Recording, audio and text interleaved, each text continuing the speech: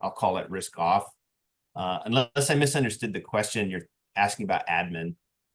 Yeah, so like my idea was like I have a lot of retirement plans and I would bring in, maybe somebody out of college, I got a finance degree, they want to get in the business. Okay, here's 30 retirement plans you're now servicing. And over the next, give you 12 months, whatever it is, go get licensed. Now, once you get licensed, you learn the business. Okay, those 30 plans, they're now yours. I won't see a big difference in revenue change, but now they got a little book to start, have some income, and then start growing their book. And it's almost like a revolving door of, okay, they grow their book to somebody plans to bring in the next person and they Yeah. offload, the next 30, whatever that looks like. Yeah. So we're RIA only. We used to be with Kestra with like broker dealer and all that stuff, and we don't do any commission based business. So we switched to GRP, who's our RIA. So we technically outsource that. And I think our split is we get 95% of total revenue. So we pay them like 5% for the compliance and all of the back office portions of it. So it was a pretty good shift for us. Kestra, I think we were closer to like 92 or 93. So we basically had to repaper every client. We did that 2 years ago. So that sucked, but you get 2 or 3 extra percent just basically in-house. And we weren't using anything to the fullest extent from what they were providing. So it was just kind of worthless for us because we just structure everything fee-based anyways. Right. Sam, I'm surprised you went GRP route since Hub owns GRP. Yeah, it was very interesting. Obviously, we had like 3 or 4 different firms that we were looking at, and I think they were the highest split, and they were basically the most hands off. And we were told many times that there was a separation of house and state or whatever you call with it from that perspective. But yeah, definitely kind of ironic the more you look into it as an insurance firm. Yeah. I was surprised when you said that. GRP was good when I was at Hub. They got their ducks in a row. Like you said, they're pretty hands off. They just gotta have your, obviously your stuff together. So that's really what we were looking for. I mean, like we have compliance stuff, obviously, and all of that, and like kind of like that quarterly attestation and everything like that. But for the most part, they kind of just trust you and let you run your business versus kind of like all the mandates and everything like that we had previously with the broker dealer world. Right. I think too, like, they leave you alone, but at the same time, like you can watch and wait for possible opportunities from that other end, be it a purchase or, source. So, it's always, I think if there's that connectivity and alignment, you might as well scan it and watch, but double-edged sword to be sure in this new insurance aggregator world. Yeah. But one quick thought, Mason, which I know we discussed on the small plan space. I think too, bringing on that admin, young, hungry, hunter, service, license to bring them up, small plan space, send them hunting in state mandate spots and have them service the small plan space. If they blow anything up, no big deal, Right. On to the next one. So I think right now is a really good to get someone out there to cut their teeth and, not have to worry about them blowing up your book. Right. I know that's where we kind of direct traffic when we have somebody who's newer. Right. The tough thing, I know for like, our specific practice, right? 401k centric. Most people don't think of financial advisors and 401k centric. When you guys are bringing on other advisors, how tough is it to find, let's say you bring a book of business, right? Of it just being mainly 401k. And if you do bring on, I know there's some, people here that do both wealth and 401k, but me specifically, it would just be 401k. How is that transition for you guys for bringing over a book of business that has all kinds of business in there? So we've taken on a bunch of different firms. Most of them have been private wealth, but they might have like a couple of plans here and there. And usually what we'll do is we'll find, some advisor that maybe has a little bit more capacity or a relationship manager that can help service those clients for that advisor. So when we come across those, it's really kind of obviously we know what we're trying to go after. So when we target firms that we're going to acquire, obviously we know going into it, are they mostly private wealth? Are they mostly 401ks? You know, what does that, you know, look like? And so we've got a good service plan involved in trying to get everything set up to have those advisors focus solely on what they need to or what they should be, and then offloading where they're not as strong. So again, if you got the two plan Tonys out there that, you know, one or twosies, you know, we'll try and find an advisor that can take those over and service them while still giving that advisor their, you know, their commission. That's kind of how we do it. I don't know if that's helpful or not, Mason. Yeah, I know it is. It's because like we have a wealth shop, but we're kind of under the umbrella, but different. And it's in my head, I'm trying to grow the 401k side of it. So it's just like, how am I going to do that, but still have these ancillary stuff maybe, right? And it could be easy to offload on the other wealth advisors. But okay, now do you also bring on, when you buy a book of business, do you bring on the admin support too, or are you looking at just the Yeah, advisor? we bring on the full team, and usually what we do is part of the agreement is it's going to be a payout over a couple of years. So really keeping that advisor on for a couple of years just to make sure that clients don't jump ship and try and stabilize everything as best you can. And I think keeping the service team involved in that is critical because it's faces that they know, voices that they've heard, things like that. And so trying to keep familiarity is important in trying to retain that business. So yeah, we Sure. bring on the full team, not just the advisor, but the servicing level folk as well, the admin staff. And sorry, I kind of keep asking a ton of questions, but I'm trying to not trying to take over the meeting. But where are you finding these books to purchase? So what our CEO's job is right now, his sole job is to go to different conferences, have speaking engagements, which then drives interest in what we're doing. And so what he's out there doing is pounding the pavement to find these shops to help, you know, figure out who wants to get acquired and who's available. In addition to that, every DCIO and wholesaler that we meet with, we let them know, hey, we're looking for firms. If you know of anybody, let us know. And most of the folks that we work with already know, you know, how does IntelliSense work? What's the story? How is everything laid out? And so they're able to kind of pitch it a little bit to people that they interact with. So, you know, really our CEO right now is out there trying to find those firms, and it's usually through conferences and speaking engagements to show the knowledge and expertise that our firm has. Got it. Makes sense. I would also say, you know, just scan the news and just look for who's pissed off, like, you know, who raised rates, who's misaligning their service with others, and there's plenty of disruption right now, you know. So I would scan the news, look for, because it's either pain or pleasure, right? You can offer them more, right? But you have to broadcast that, you know, or, you know, where's their friction, and open up sales navigator, target the firms that have that, you know, issue that your narrative solves for, and you know, hit the story. But yeah, I'd say I think Kyle's is a little more hands-on and it'll be warmer, whereas mine's a little colder, but it's never easy. Yeah, the biggest pain in the butt, Mason, that you're going to find if you do start bringing on other talent or finding firms that you want to merge with or acquire is similar to what Sam just went through, and that was the repapering of clients. It's an absolute pain in the ass.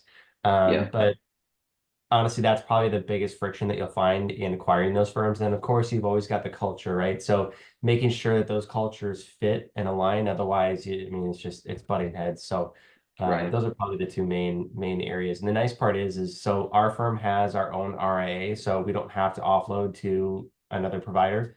And so we've got all the compliance services and everything under the hood. So when people do join us, it's all very easy to do because it's under one roof. So got it. Makes it nice. Yeah, super nice. Let's see here. I wanted to share something. Tyler, can we bring up the topic for today? I want to make sure it's relevant. And then Nate, I saw your post on the Johnson & Johnson lawsuit. I got tuned into that last week. That is wild. We have to talk about that a little bit, like today, maybe just to foreshadow. But if you guys aren't tuned into the Kraft versus Aetna lawsuit or the Johnson & Johnson lawsuit, like there's going to be a lot of opportunity on the healthcare side. Building efficiency. So, Tyler, do you have like the group email for everyone? I want to share something. I'll email it to you, but talking about Brad Aarons, the CEO of IntelliSense, definitely he's the man. He's just so open with information and built a great practice that we always turn to those folks for just that kind of thought leadership. And he has a one-pager called The Value of a Participant. Kyle, do you know what I'm talking about? I think I do. So he handed that out at a couple of our conferences.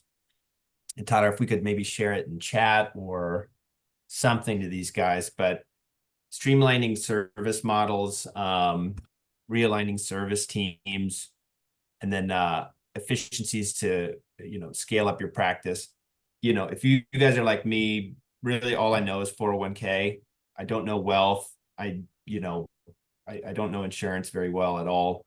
I don't even go into non-qual that much, but to ignore the full scope of services that can be offered is to your detriment these days. I think the operative word for everybody is convenience, right? So if you don't have someone to refer wealth management to, which is a win-win scenario both ways, right? And a great carrot to recruit, I certainly wouldn't say I'm just a 401k guy. I knew this one guy would say, I'm like a heart surgeon. All he does is hearts. All I do is 401k. Well, I think that paradigm has shifted. So we'll make sure that we share this with all of you via email, but something that IntelliSense has done really, really well. And, that I've seen more broadly that successful firms adopt is focusing on each and every participant. And this infographic or slide shows the value of a participant. So I think as you streamline services being partnership rather than building or however you want to go about it, I definitely save this to your folder, to kind of get an idea of what that could mean to your bottom line. Mm-hmm. Yeah, Brad and I have had several conversations about this particular piece that he put together, and it's pretty powerful to see the numbers and what it takes and different areas of opportunity. And like you said, Brad is one of those guys where he's an open book. You ask him a question about how our practice works, what we're doing under the hood, and he'll tell you. There's no secret sauce to what we do. We just do things well. So we'll share this, so you guys can have that on your folder. But I don't know. I think that anybody who just focuses on 401k without having an easy button for ancillary services, I don't know if long-term that will play out extremely well. That's all I got. I had a quick question on sort of this idea of scaling your practice. As we see more and more consolidation in our industry, I think really the last two remaining areas for sort of the smaller firms to be able to differentiate themselves is sort of their true independence and their service, right? But those two sometimes can conflict with each other. For one example is sort of like this PEP, GOP, MEP, MEAP, whatever the hell we're calling them these days.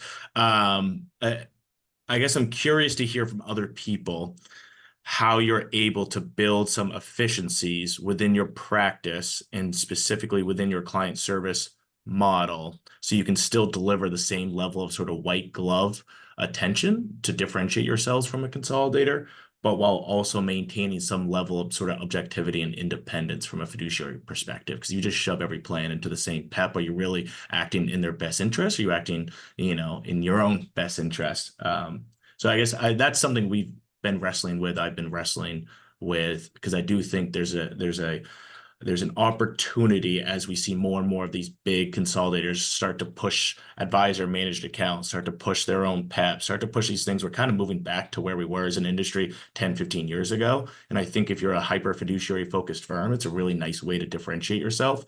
but that comes at a cost, right? Which is you give up some of the efficiencies when you start to truly customize every recommendation and solution. So just that balancing act, we're in a tough place. I'm just curious if anybody's kind of feel like they've gotten an answer to that.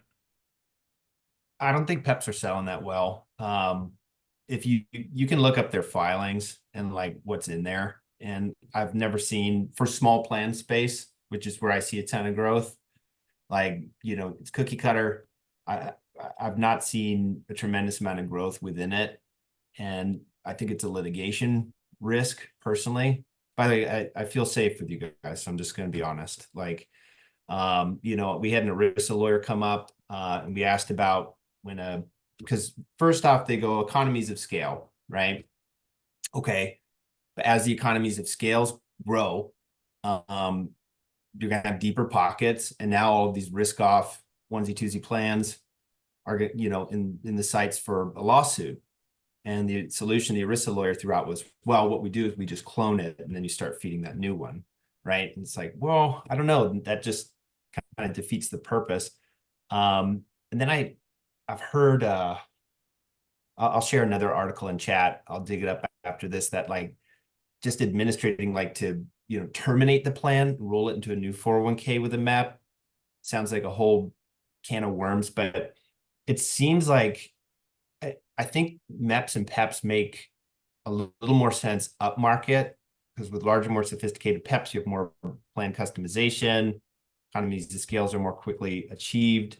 And the audit, what a $20,000 cost, give or take, is taken away as well. So, there it makes sense. But I think people claiming it's a panacea for all things, I think longer term, it might be a little bit of a headache for smaller plans. But for larger plans, it seems to make a little more sense. So I would love someone to push back or, give their feedback as well. I'll just tell a quick story. I'm working with a plan locally that was part of a MEP, got sold a MEP just last year, and that MEP is now basically folded, and the assets are in limbo. Basically, they're like frozen in a trust.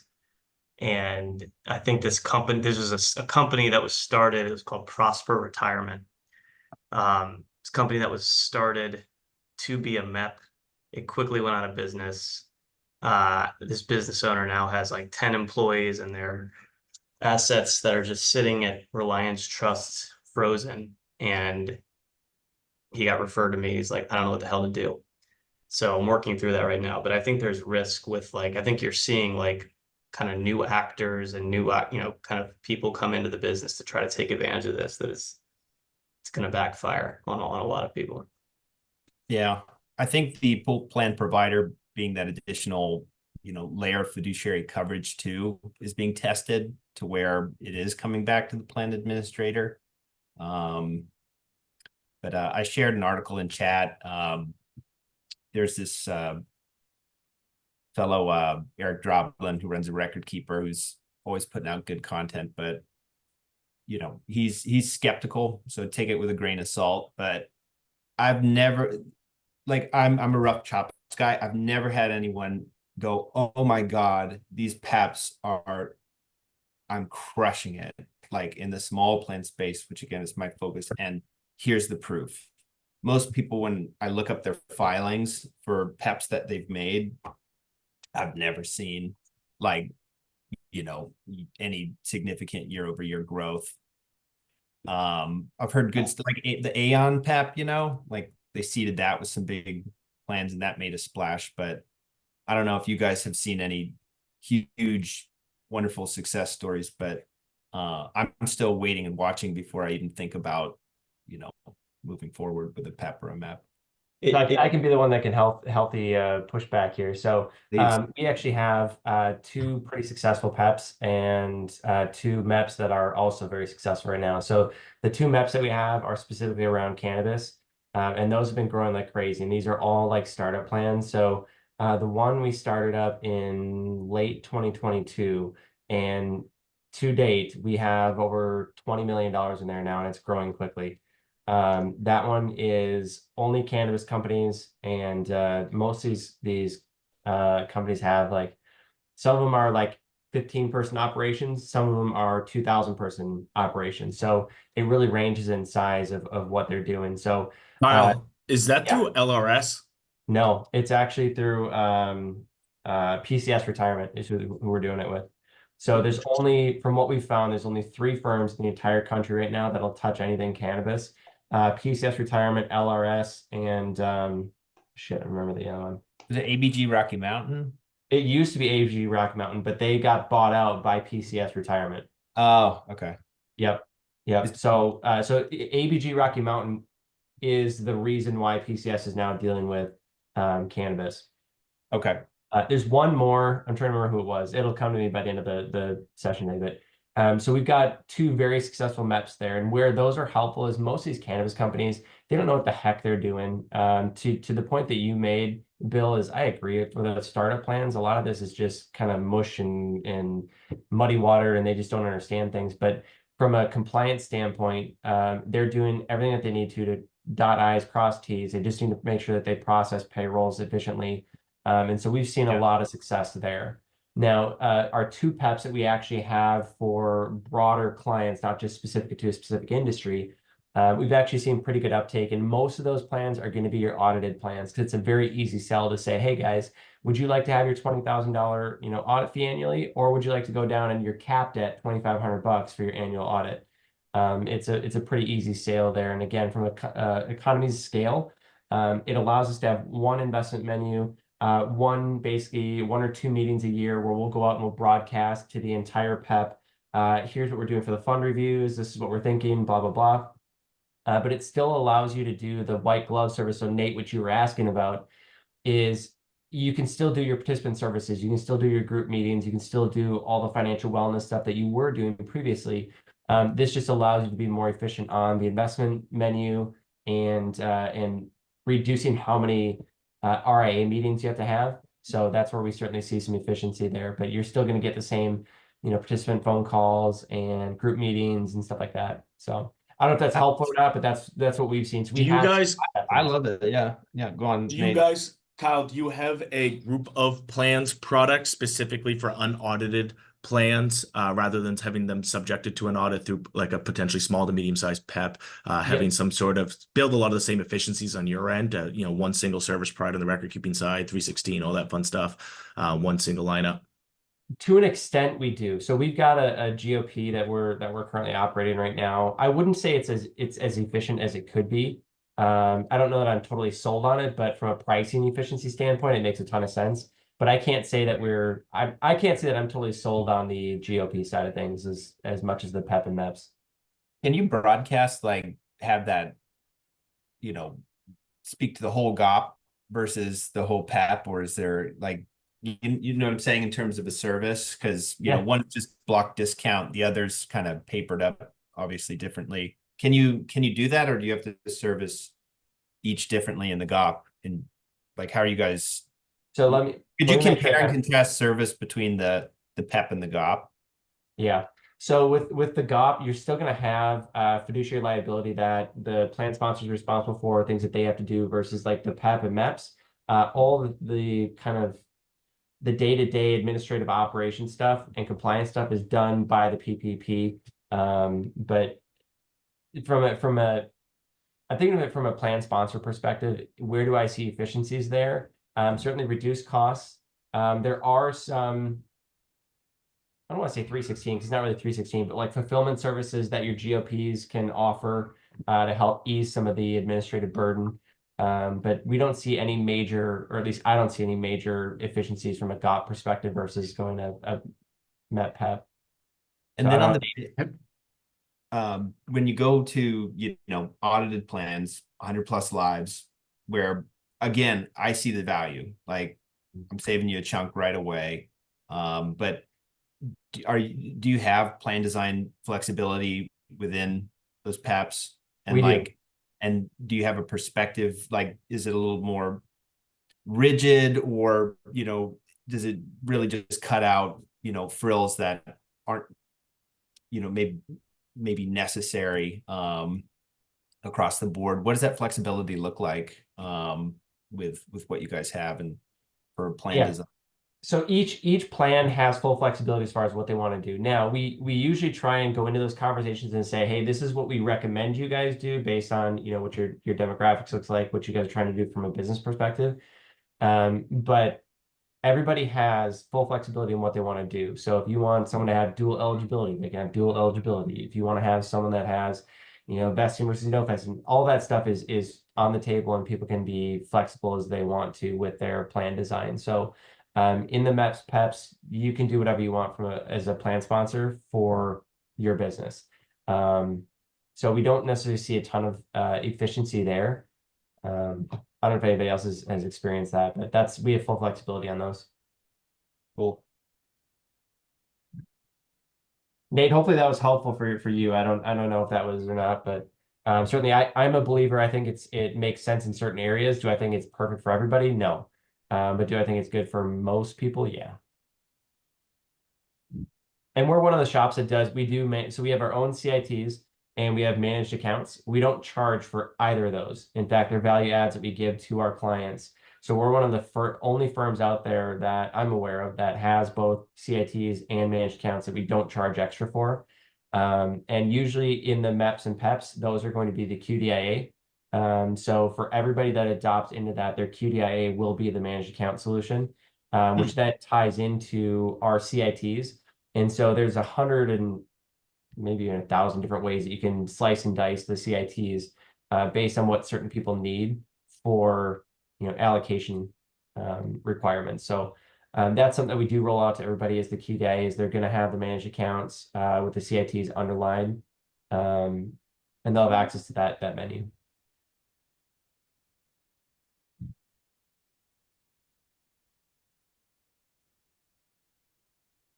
I love it. So Nate, I know you're just getting hammered with questions now. Who was it? You had reached out about AI for your meeting notes. Did you end up connecting with gosh, I feel so bad. They're going to read the notes, but did you end up connecting and discussing the AI tech they were using to record meetings? And did you have any thoughts on it?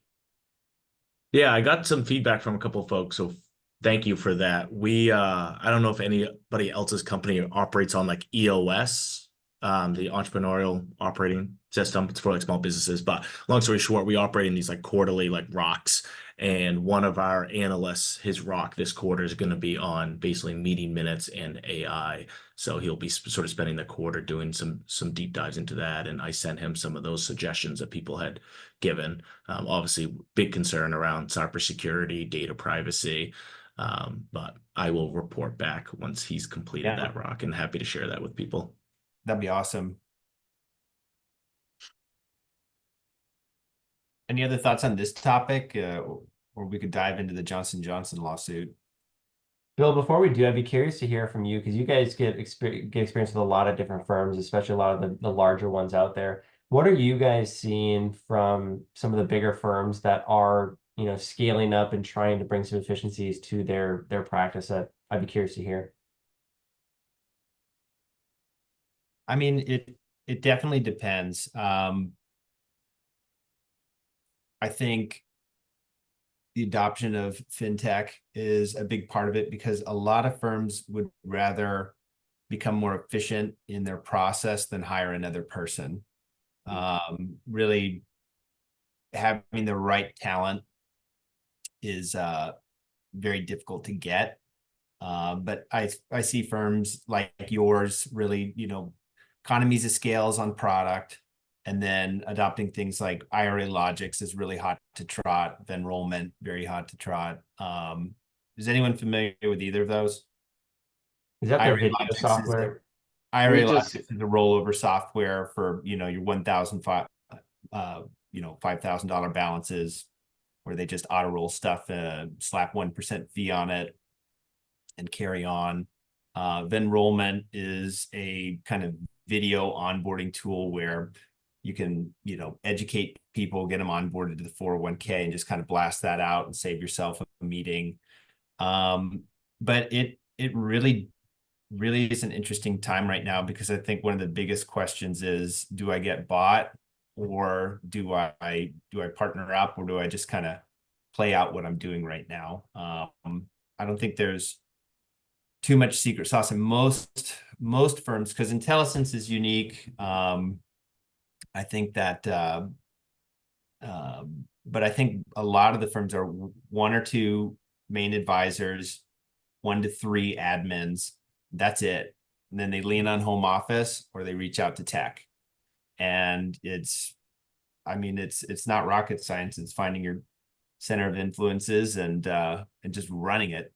But I think the golden ticket for those size of firms is always be looking for a wealth manager who you like, who you can trust, and who you can refer business to, and then think one step ahead on how to scale it if that comes up.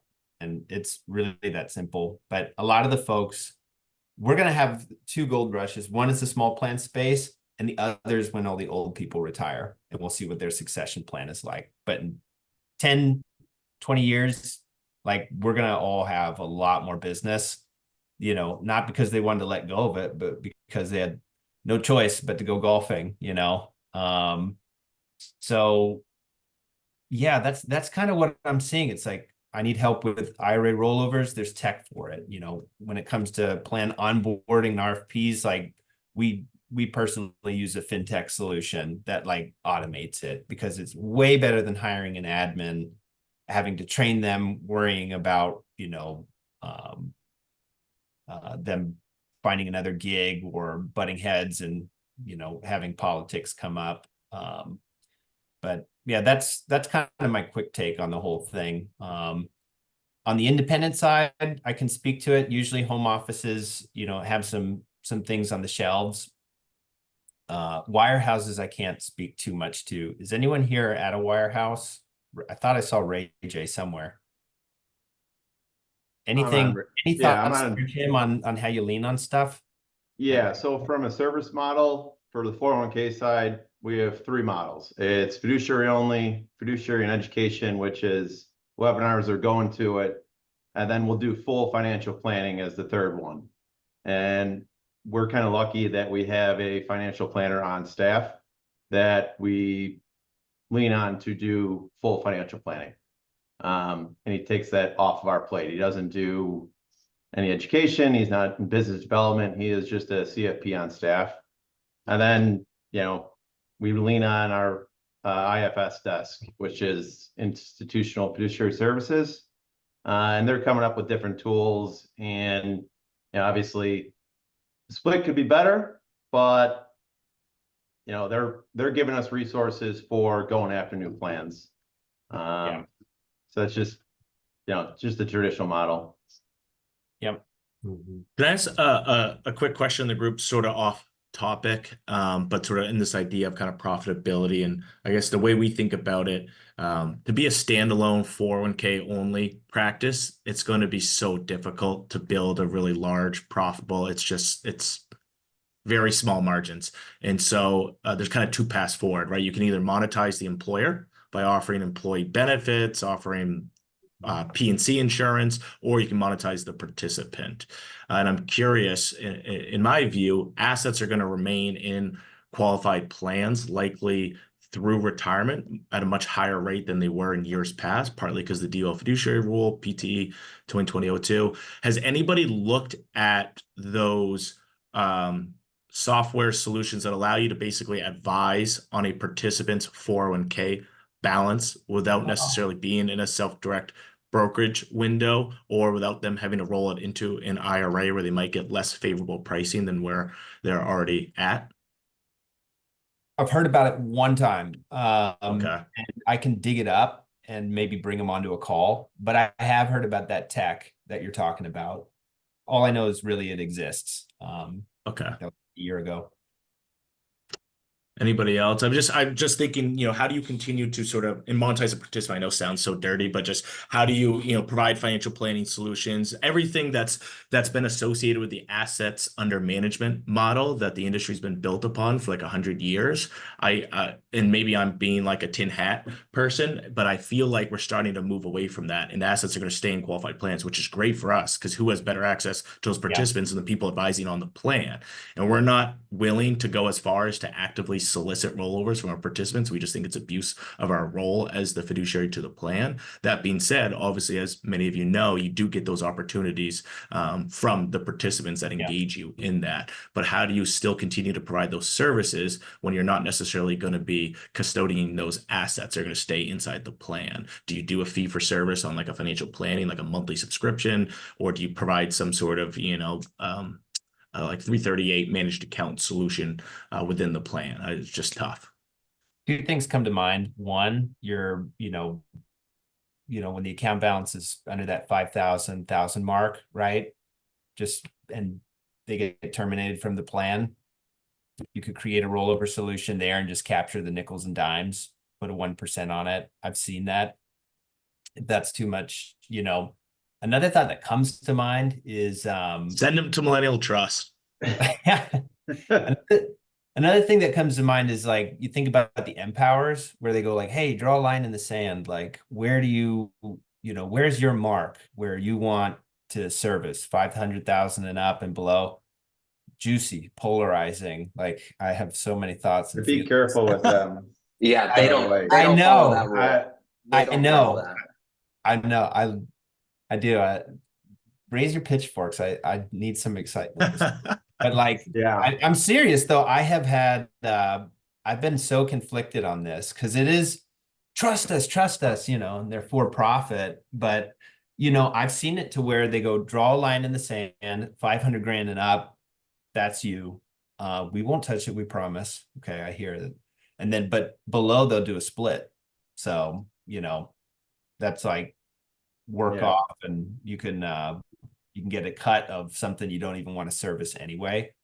Those are just two things that immediately come to mind. They're not my suggestion, but we had a team that we are pretty close with in Indy draw that line in the sand, and they had one of the trustees call into Empower. He called into Empower on his own, and Empower was trying to take that as a individual client, trying to take that wealth client who happens to already be a wealth client for the team. So it was, it depends on who you get on the line when you're calling into Empower. Right. I would have loved to have been a fly on that wall when your indie firm found out about that. He's sharp in more ways than one. So Yeah, we get a lot of rollovers actually out of our retirement plans, but we go at it from a fiduciary capacity, right? So if someone comes in and they're better off keeping the money in the plan, we do that. But then just like you said, Nate, we operate under a fee-based arrangement. So they'll just pay us an annual financial planning fee, and from there they keep the plan or the money in the plan, and they continue on, and we just continue to do our financial planning services for them. So not every time do we roll assets out and roll it into, account somewhere else, whether it's an IRA or, whatever you want. But we do get quite a bit of our retirement plan participants that do engage us for full financial planning and wealth management afterwards. How do they pay for that, Kyle? Do you invoice for that? Yeah. Yep. Advice pay, I would imagine. That's a good question. I don't know. Oh, yeah. I probably shouldn't have to know. On eMoney, is that on your financial planning software? Do you guys use eMoney, or do you have a proprietary solution? Nope, we use eMoney. Yeah. Yep. Yeah. So again, it really comes down to whatever you guys want. So we're one of the firms where, just like everybody else, with Empower, we say, here's our threshold. Anybody below, you guys can handle. Everybody above, we want to talk to. But we do go at it from a fiduciary capacity where, we're not just going to tell people you need to roll your money out. It's really kind of looking at it and saying, okay, what's in your best interest and what should you do? Because at the end of the day, if the assets are staying in the plan and it's still our 401k plan, we're still getting revenue and comp from that. So I mean, it's a win-win for everybody. Yeah. Wait, are you double dipping on it? If you're the 401k advisor too? No, because it's only on the 401k assets, right? So as a 401k advisor, we can't technically advise on outside assets. So our financial planners will charge for the financial planning. So it's not double dipping because you can't advise on everything. Right. And really, yeah, it's the whole pie. It's everything, including right. insurance. Yeah. Okay. And I I will really say like that we're pretty theme. conservative in making sure that we're following by the rules. So we have at least monthly calls with Tom Clark, and just making sure that everything is copacetic and makes sense.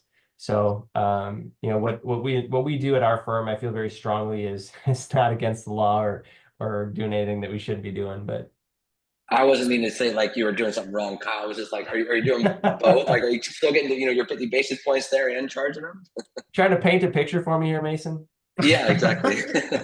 You know, a bullet that you dodged earlier too is where you don't charge unmanaged accounts, Yeah. because the other is advisor managed accounts. I think that's an electric fence, coming. That's freaking self-dealing in my book. 100%. I just don't see that playing out well long term. But that again is another solution to your question where you can further monetize. But I think that's too risky. Yeah, I already saw a suit on managed accounts being the QDIA and self-dealing on it. I don't know. I wouldn't. Yeah, it Hesitant. doesn't feel right. Yeah, again, depends on how you do it, right? So it's a matter of time before a lawsuit comes out around managed accounts, and people charging extra for it. But like I said, we're one of the firms that does not charge for it. So the additional cost is truly just for the technology behind it, for basically Morningstar's fee. So But I would imagine there's a ton of savings on IntelliSense side at the participant level, Kyle. Meaning for all of your financial coaches, retirement counselors, whatever you call your participant liaisons, being able to have a pre-packaged, hey, fill out this questionnaire and go into the IntelliSense Modern Aggressive. That makes that one-off participant advice so much more cost effective internally. So when you price that in at the plan level, that's where you kind of make your spread, is on the savings from people not having to give these, customized allocation. Plus, you're getting them on like, Fidelity, get them on the green line, right? I don't know what IntelliSense brand color is. Get them on the IntelliSense brown color, whatever it is.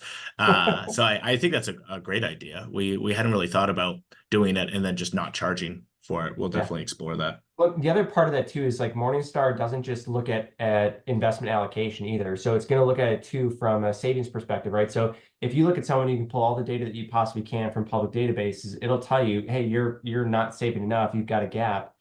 Here's how you can close that gap by saving an extra 2 or 3%. So it will actually go in and make suggestions like, hey, I see you're at 5%, but you should probably be 7%.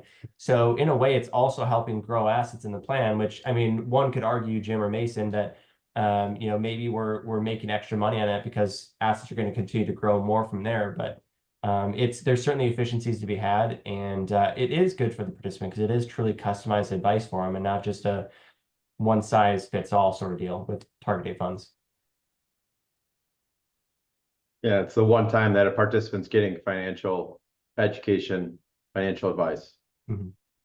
Yep. And then what we actually do is, this is also not secret sauce for us, but we did develop a proprietary report. It's like basically we call it our foundational financial plan. It's a one-page document, front and back, that basically goes through and based on someone's wages, date of birth, and account balance, all information that we can get from our payroll providers and record keepers, is we give everybody a one-pager financial plan that shows them, hey, you've got a savings gap, or here's what your goal should be, or hey, we see this is what you should do next. And we combine that with the managed account. So you're truly getting a customized experience at the participant level that says, hey, gosh, I didn't even think about that. Maybe we should get $1,000 on our emergency savings, or things like that. So we truly combine all that to make a custom experience for our employees of our clients.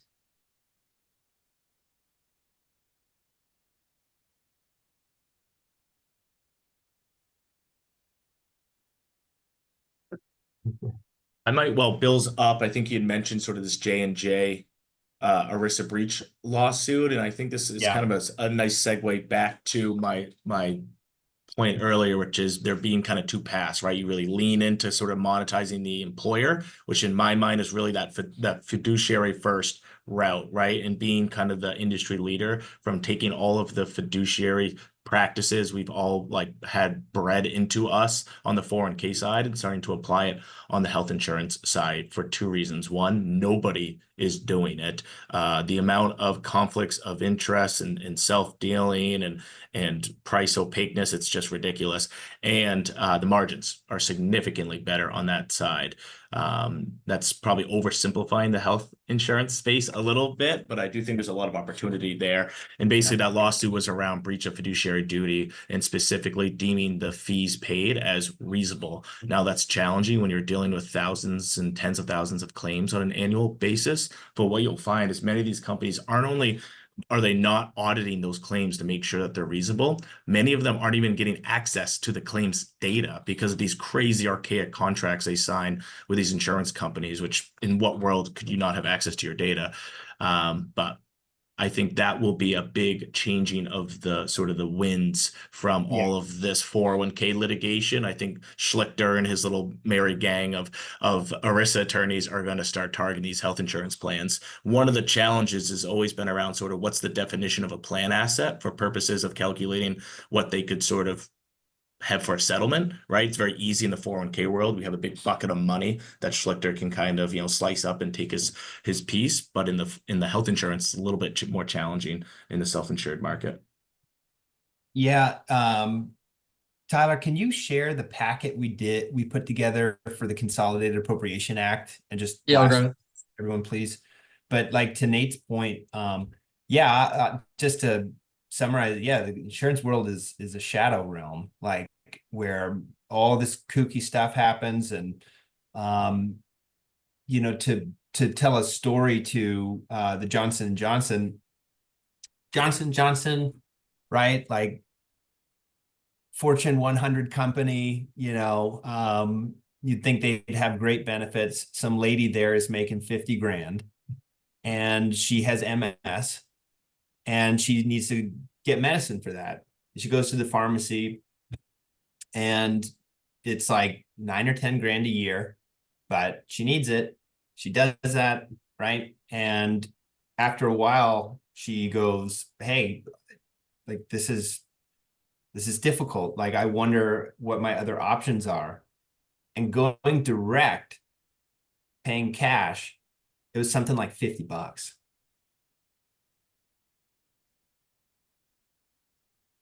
That's a big spread. Lawsuit. And now, because like think of early 2000s, just like Nate said, 408b2. We all know 408b2. ERISA law is now over healthcare because of the Consolidated Appropriations Act. Now they are under that fiduciary duty of transparency from 408b2.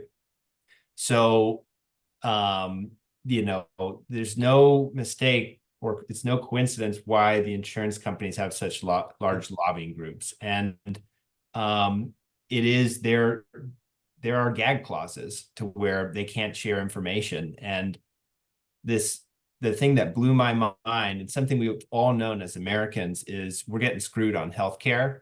And when I found out that you can get your medicine cheaper paying cash than going through your insurance, it kind of broke something in my head. I'm like, really? Like, so there are millions and millions of dollars that are being grifted kind of through these plans. And now the shining light of ERISA is like hitting healthcare, and people are moving through checklists and processes as ERISA fiduciaries to uncover that transparency and, provide some kind of levity to the fees. So Johnson & Johnson lawsuit is going to rock some people on the administrative side, on the legal side, and then I think some C-suite folks who now have unlimited personal liability. And so the Kraft versus Aetna, I think, was just on like too many fees, kind of like Tibble versus Edison, Kraft versus Aetna was kind of like that and couldn't get the gag clause. But Johnson & Johnson, read up on it. people are getting rocked, personally. So I think folks are waking up to it. But this is a really big opportunity for larger plans and so on down. So we're going to send out a packet with a few of those lawsuits. I don't have the J&J one yet. It happened, what, 2 months ago, Nate? I didn't read it. I just chat with folks about it.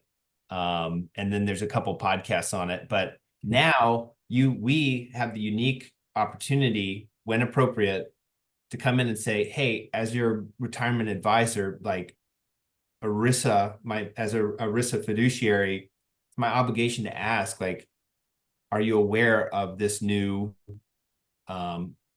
litigation risk that may be open to you? When's the last time that you've benchmarked your healthcare plan?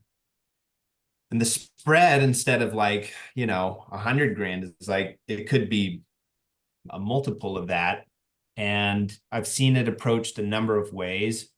First off, the insurance aggregators, I'm seeing, I could see some nervousness come out of that. Any big insurance carriers, because that's a lot of spread to give up. It works out for the MS lady though, so that's fine. But we're seeing where you would charge a flat fee to assess, benchmark, and then take a percentage of the spread, so people could make 6-figure paychecks off of that. Others are taking a more consultative approach, to where like Hero 7 and Fiduciary in a Box are two new fintechs that have come up with that we're talking to, that are more like, let's go through a checklist, let's get some information down. And then others have that like action piece, where you have like, you partner up with a healthcare specialist who like does the analysis, and then you get like that cut. But that's more or less what I know about it. But tune into it, be aware of it, because it's I think we're going to see more and more. I think there's an opportunity as well, even if you're not in the employee benefits space, which we're not, to educate other independent employee benefits firms on sort of the DOL's fiduciary best practices. I mean, again, many of these things we just take for granted at this point in our careers, and these brokers have absolutely zero idea about it. And so offering to kind of come in and just sort of walk them through high level, like, what does it even mean to be a fiduciary? What is required by it? What are some of the very like basic best practices, meeting minutes, RFPs, fiduciary files, whatever it is. That's gone a really long way and has helped to sort of build some of those referral sources from some of those COIs. So that I might think just be an easy low-hanging fruit way to drive some opportunity. I think that's money. And I think that's the A1 gold center of influence for referral sources, is if you make friends with the benefits group. And the time is right now, because a few of these fintechs that I mentioned, part of the reason they're rolling and like, cash positives, they identified a forward-thinking benefits group that wants to do the right thing. But I think, just like a speedboat can do a quick turn, an aircraft carrier cannot. So I think like the larger insurance carriers are struggling right now to figure out how to address this and retack. But I think, to your point, Nate, like, if you could find something like that, it'd be a really good time to educate.